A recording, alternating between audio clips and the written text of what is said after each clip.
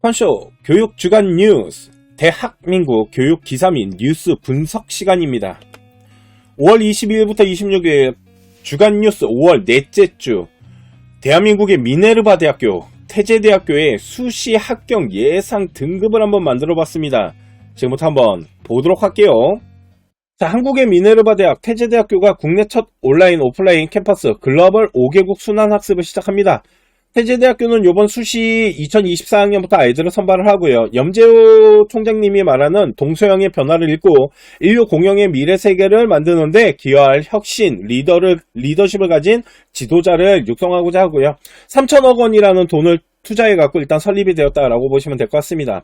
기존의 대학 교육에서 다가오는 4차 산업혁명의 미래 변화를 대처하기 어렵다라고 판단을 했고, 기존의 대학의 주입식, 대형 강의 방식에서 탈피해서 모든 수업을 20명 이하의 소규모로 일단 온라인으로 진행을 하다 보니까 전 세계적인 부분들을 좀 경험을 할 수 있는 이런 학습 시스템이 또 진행될 수 있겠죠.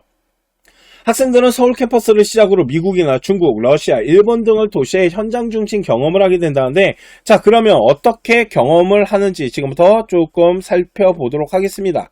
자, 우리나라에서 제일 먼저 가는 나라는 일본 도쿄입니다. 도쿄에 갔다가 뉴욕에 갔다가 그리고 홍콩에 갔다가 모스크바 갔다가 다시 우리나라로 돌아오는 이런 현장 경험 시스템이고요. 미네르바랑 좀 다른 점이 있다라면, 미네르바는 학생들이 좀 개개인의 어떤 이런 스케줄을 가지고 움직인다라면 태제대학교는 소속감을 좀 가져가고 연대감을 가져가기 위해서 좀 그룹체 학년별로 좀 움직이는 부분이 있다라는 부분이 조금 차이는 있지만, 자, 학업 같은 경우는요, 1학년 때는 혁신기초학부라 그래서 전체적인 학업을 배우고 2학년 때부터 자신의 어떤 전공 라인을 찾아간다라고 보시면 될 것 같습니다.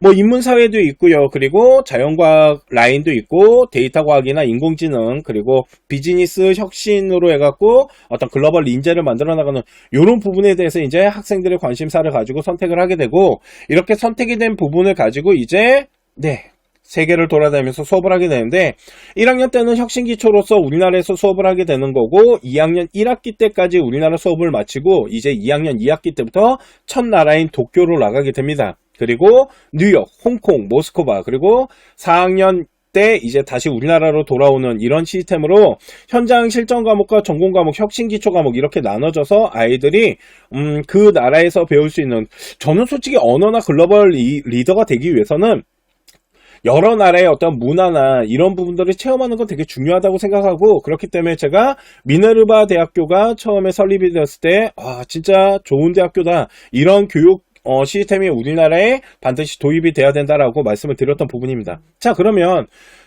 미네르바 대학교라고 하는 이 태제대학교가요, 아이들을 선발하는 데 있어서 단순 내신 등급이나 아니면 편차나 평균, 어떤 이런 원점수 이런 것들을 통해서 아이들을 선발하지 않겠다라고 하겠지만, 대한민국 입시는 솔직히 우리나라에서 지원하고 입시를 운영하는 데 있어서 좀 학업에 대한 등급에 대한 어떤 기준선 같은 것들, 이런 것들을 우리 학부모님들, 학생들은 되게 궁금해 하시잖아요. 그래서 태제대학교가 아이들을 선발한다라는 라인은 아니지만 저희 컨쇼가 한번 설문조사라는 걸 해봤습니다. 어느 정도 아이들이 지원을 하고, 그리고 수시 6장에 합격을 했을 때 태제대학교는 그 수시 6장 안에 포함되지 않기 때문에 그 외에 또 하나의 찬스라고 말씀드렸잖아요. 그렇다면 내가 만일 합격한 대학교가 있다라면 그 대학교를 포기하고 태제대학교를 선택하는 기준이 있을 거고, 아이들이 지원하고자 하는 어떤 등급에 대한 기준이 있을 거 아니에요. 그거를 저희가 조사를 좀 해봤습니다. 그 조사를 결과를 토대로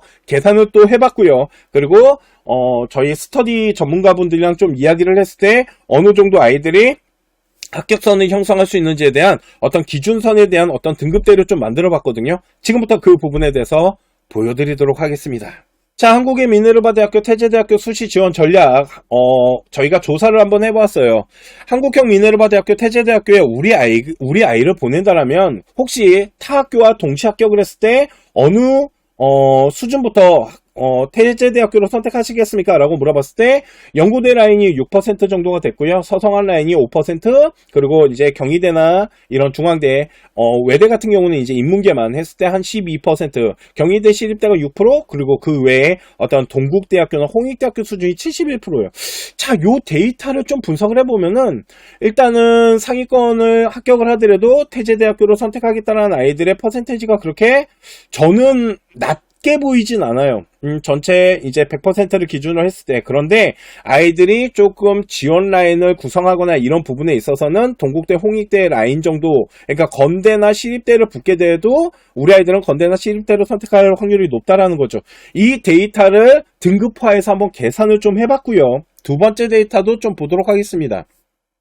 한국형 미네르바 대학교 우리 학생이나 학생들이 학부모님들이 어느 정도 등급되면은 태제대학교를 한번 지원해 보시겠습니까? 라고 저희가 다시 한번 물어본 거고, 일반고등학교 기준으로 했습니다. 그랬을 때 한 1.2에서 1.4등급 그리고 1.에서 1.7등급이 한 6% 3%가 되는데, 이 데이터를 자세히 보시면 아래쪽에 2.3에서 한 2.5등급 정도 되는 아이들이 지원을 좀 많이 하겠다라는 부분이 78%가 되고, 근데 이 데이터를 분석했을 때 위에 나와 있는 데이터와 좀 비슷한 현상이 일어납니다. 동국대학교나 홍익대학교를 학생부 종합전형으로 지원하는 아이들은 보통 2등급대 초중반 라인 아이들이거든요. 그러니까 태제대학교를 지원하는 아이들 중에 가장 선호도를 하는 아이들은 2등급대 초반에서 중반으로 넘어가는 아이들이고, 동대나 홍대보다는 태제대학교를 선택하겠다는 아이들이 상당수 10명 중에 7명 정도는 되고 있다라고 보시면 될 것 같아요. 자, 그런데 태제대학교에서는요, 많은 인원을 선발하는 게 아닙니다. 많은 인원을 선발하는 게 아니기 때문에 수치적 데이터나 이런 소수적 데이터 같은 것들을 여기 나와 있는 설문조사를 가지고 다시 한번 전환해갖고 변환을 해갖고 한번 계산이라는 걸 해봤거든요. 그랬을 때 아이들이 어느 정도로 합격선을 형성할 수 있냐면, 일단 저희 컨쇼가 생각했을 때 한 1.7에서 1.8등급 정도 되는 아이들은 학업에서 크게 밀리지 않은 상태에서 경쟁을 할 수 있다. 태제대학교는 학업에 대한 부분보다는 토론을 하고 직접 불러다가 평가를 하는 부분에 대해서 제가 전에 태제대학교 분석하면서 알려드렸잖아요. 그 부분이 진짜 중요하다. 진짜 대학교가 불러와서 아이들을 평가하고자 하는 부분이 있다라고 했지만, 일단은 그래도 학업에 대한 성적에 대한 부분도 분명 볼 거기 때문에 이 부분의 어떤 기준선을 잡을 때 한 1.7에서 1.8등급 정도 되는 아이들은 성적이 크게 밀릴 것 같지는 않고요. 그리고 이제 학업에 대해서 좀 적정권, 이제 좀 지원 라인이 조금 구성이 되었을 때 점수가 밀리지는 않지만 충분히 해볼 만한 아이들의 등급대는 한 2.1등급 정도. 그러니까 한 2.0에서 2.1등급 정도 되면 충분히 태제대학교는 적정권 안에 들어가게 되고, 우리 아이가 내신이 한 2.4등급 정도가 된다. 한 2.4에서 2.5등급 정도 된다라면 태제대학교는 학업 라인의 등급을 따져봤을 땐 좀 도전권 요 라인이 좀 구성되는 학업 성적대가 나타난다라고 보시면 될 것 같아요. 정리를 하자라면 1등급대 한 1등급대 중후반 1.7에서 1.8 정도 된다라면 충분히 점수가 남는다라고 보시면 될 것 같고요. 한 2등급대 초반 2.0에서 2.1등급 정도가 된다라면 적정 라인, 요 라인 안에서 합격선이 조금 형성이 될 것 같고, 그리고 한 2.4등급 아이들도 충분히 도전은 할 수 있다. 그래서 아이들이 이제 한 10명 정도가 선발된다라고 했을 때 좀 1등급대 아이들 한 3명 정도가 될 것 같고요. 한 2등급대 아이들이 이제 7명 정도가 형성이 될 것 같다라고 보시면 될 것 같고, 조금 데이터 등급이 조금 모자르더라도 한번 토론이나 이런 거 잘할 수 있다면 충분히 지원이 가능하다라고 보시면 되고요. 일단은 저희가 요렇게 진행을 했어요. 대신 3등급대 아이들 그런 얘기가 나왔어요. 그러면 3등급대 아이들도 충분히 지원할 것 같은데요 라고 하는데, 태제대학교랑 제가 이제 인터뷰를 하거나 분석을 해봤을 때 그 정도 등급대라면은 선발을 안 할 수도 있을 것 같다는 생각은 들거든요. 근데 만약 우리 아이가 3등급대 아이지만 특목고 빼고요, 일반 고등학교가 3, 4등급 아이인데 정말 토론이나 이런 면접에 대한 부분 그리고 에세이에 대한 부분이 진짜 완벽할 정도로 우수하다라면 한번 해볼 만은 하겠죠. 그런데 등급대별로 학업이 이거는 그냥 제 개인적인 생각이지만 3, 4등급대 아이들이 1등급, 2등급대 아이들과 토론을 했을 때 과연 이런 의문도 있다라고 보시면 될 것 같습니다. 이해가시죠? 자, 저희가 태제대학교를 지원하는 데 있어서 아직은 입결이 나온 것도 없고 아직은 학생들이 이렇게 배출된 데이터가 없다 보니까 일단은 설문조사나 아니면 전문가들과 인터뷰를 하면서 어느 정도 기준선을 좀 만들기 위해서 노력을 했고요. 요 기준선이 아마 합격선을 좀 형성하는데 그리고 지원하는데 좀 도움이 되지 않을까라고 생각을 합니다. 자, 오늘 제가 준비한 태제대학교 뉴스 읽어주는 분석방송은 여기까지 하도록 하고요. 다음 시간에 더 좋은 또 뉴스나 기사를 분석해드리는 시간을 갖도록 하겠습니다. 지금까지 합격을 하는 DNA 서영진이었습니다. 감사합니다.